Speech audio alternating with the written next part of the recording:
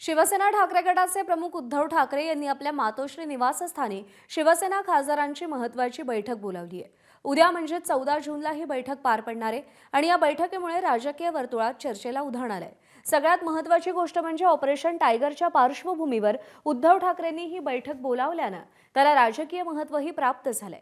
आगामी राजकीय घडामोडी आणि पक्षांतर्गत रणनीती ठरवण्यासाठी उद्धव ठाकरेंनी थेट दिल्लीतल्या सगळ्या खासदारांना मुंबई गाठण्याचे आदेश दिलेत। दरम्यान 14 जूनच्या या बैठकीत उद्धव ठाकरे आपल्या खासदारांना नेमका काय कानमंत्र देणार आणि कोणती नवी जबाबदारी सोपवणार याबाबत कमालीची उत्सुकता निर्माण झाली आहे। दुसरीकडे परभणीचे खासदार संजय जाधव हे गेल्या काही बैठकांना गैरहजर आहेत, त्यामुळे ते उद्याच्या बैठकीला हजर राहणार का याकडेही राजकीय वर्तुळाचं लक्ष लागलंय।